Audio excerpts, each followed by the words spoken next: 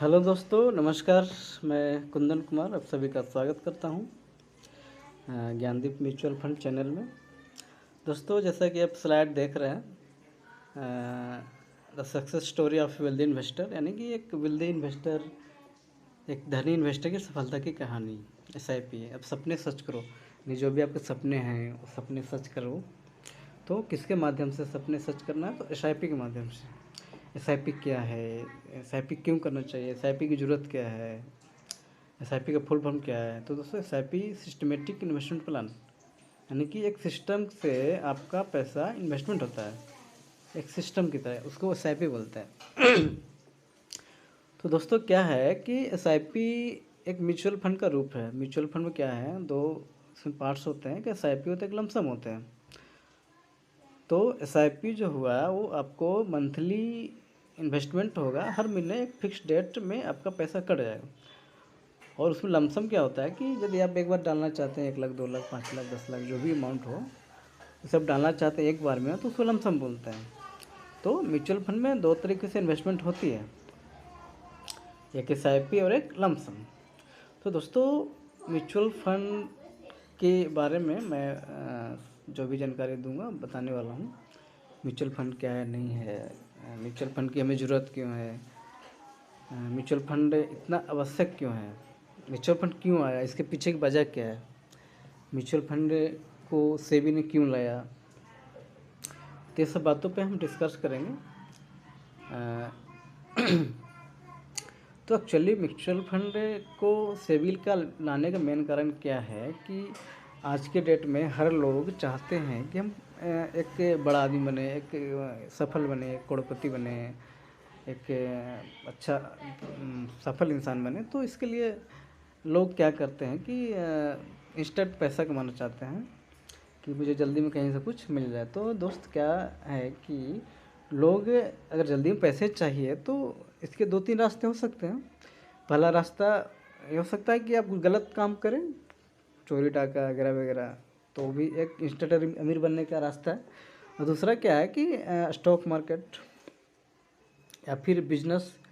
Stock market तो बाद में आता है, बिजनेस, यानी बिजनेस करके भी आप एक अच्छा सफल बड़ा आदमी बन सकते हैं। लेकिन बिजनेस में क्या है कि बहुत सारी समस्याएं हैं, पैसे की ज़रूरत है, पूंजी नहीं है, बहुत सारे दिमाग खर्च करने पड़ेंगे।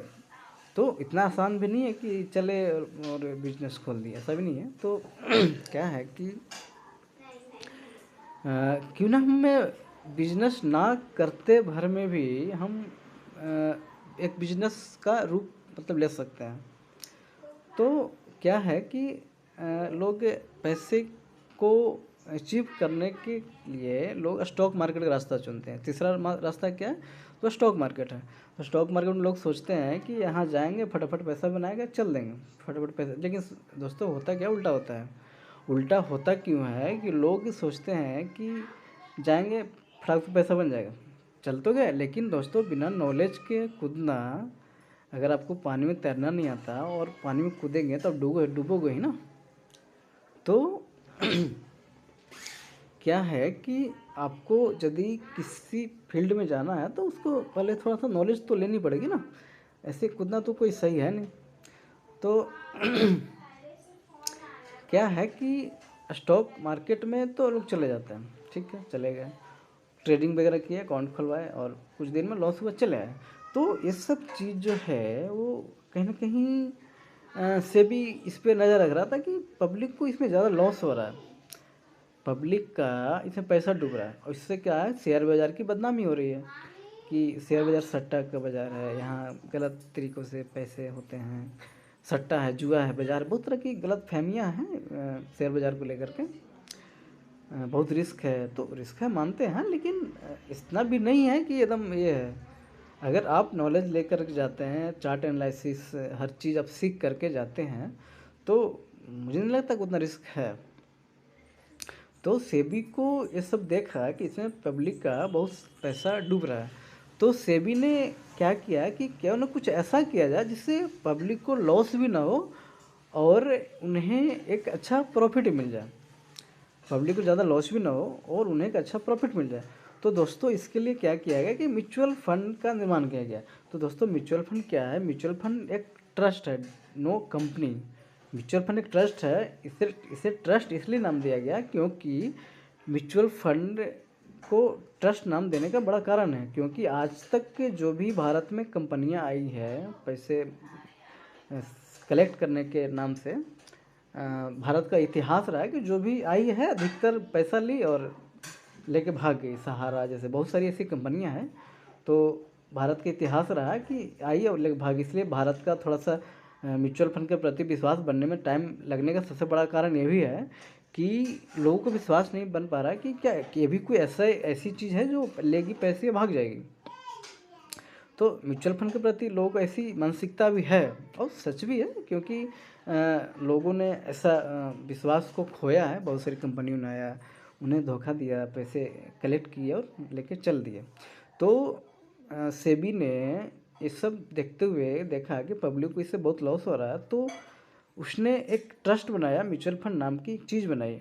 उसमें बहुत सारे नियम कायदे कानून बनाया गया। उसमें एक फंड मैनेजर को इसमें एक पोस्ट रखा गया कि एक फंड मैनेजर होगा, और वो जो है अगर कोई इन्वेस्टर पैसा इन्वेस्ट करेगा तो उस पैसे को वो फंड मैनेजर के द्वारा, वो अच्छे खासे पढ़े लिखे फंड मैनेजर होते हैं, तो फंड मैनेजर अपने दिमाग से अपने हिसाब से वो उस पैसे को एक अच्छे शेयर्स में डालेंगे। वैसा शेयर्स जो मतलब कोई ऐसा एक गुद्दे की शेयर नहीं, जो एक के उचित शेयर हो, जो बढ़िया शेयर हो, जिसका चार्ट अच्छा हो, जिसका फंडामेंटल अच्छा हो। अगर कोई शेयर में फंड मैनेजर इन्वेस्टमेंट कर रहा है तो उस शेयर्स का वो पूरा ख़ानदान का पूरा उसकी उसकी शुरू से अंत तक की कहानी को निकालता है कि क्या इस कंपनी में उस इन्वेस्टर को पैसा लगाना चाहिए या नहीं लगाना चाहिए।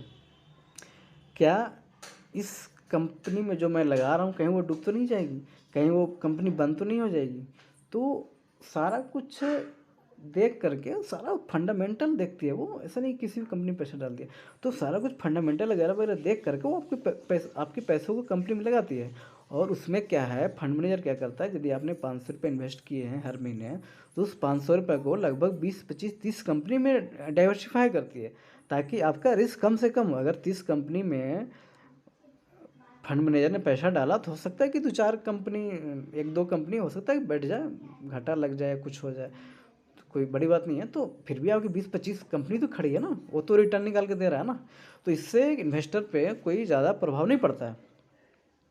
तो सेबी को इसका म्यूचुअल फंड का निर्माण इस कारण किया गया कि एक उसमें फंड मैनेजर को बैठा दिया गया कि भाई आप जो भी पैसा आपको इकट्ठा होता है, आप उस फंड को अच्छे अच्छे शेयर्स में लगाएं, जिससे पब्लिक का पैसा सुरक्षित रहे, ज़्यादा रिस्क में ना रहे।